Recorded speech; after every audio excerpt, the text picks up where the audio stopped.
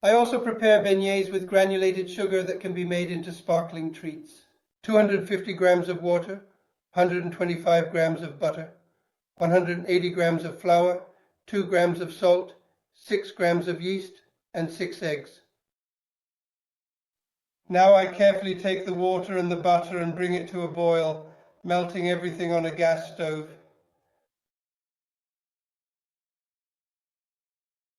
At this point in the cooking process, the water and butter mixture has reached a rolling boil, ensuring that both ingredients are thoroughly combined and melted into a smooth, cohesive liquid. As the bubbling continues, I carefully prepare to incorporate the next set of ingredients. With the mixture still on the heat, I gradually add the flour and salt, taking care to sprinkle them evenly across the surface. This method ensures that the flour is evenly distributed, preventing any clumps from forming. I then begin to mix everything together, using a steady, circular motion to blend the ingredients into a uniform dough. Although I chose to perform this step directly on the stove for efficiency, it is perfectly acceptable to remove the pot from the heat and proceed at a more leisurely pace, allowing for greater control and precision. This alternative method can be particularly useful for those who prefer a slower, more deliberate approach to cooking, ensuring that each component is fully integrated before moving on to the next stage of the recipe.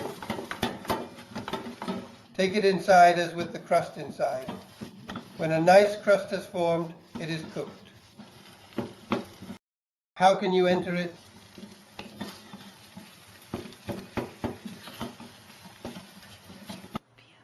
Here the pasta is well cooked. Just a small amount and pour. I start by carefully placing the mixture into a large clean bowl, ensuring that all the ingredients are ready for the next step. Here, we begin the cooking process, which is crucial for achieving the perfect texture. Now, I proceed to mix the dough thoroughly with the eggs, making sure that they are well incorporated.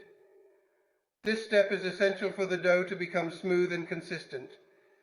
After mixing, I take the dough in my hands. It feels nice and elastic, indicating that it has been prepared correctly. The dough is well compact, not too soft, which is exactly what we want for the next stage. It's important to note that it's better to put the dough into a piping bag, fitted with a nozzle. This is because there are many little puffs to be made, and using a piping bag ensures precision and uniformity in size and shape. The nozzle helps in controlling the flow of the dough, allowing for even distribution and perfect results every time. This method not only enhances the appearance of the puffs, but also contributes to their texture and taste, making them a delightful treat. These are large grapes, then you can make half the size of smaller grapes.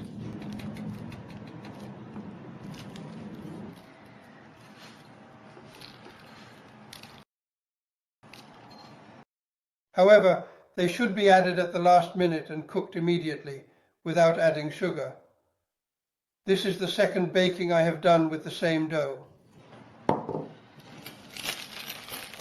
I put this back in the oven for 25 minutes with the hood closed, for about 15 minutes for the water. These are the cooked wines. These are the wines in the cooking phase.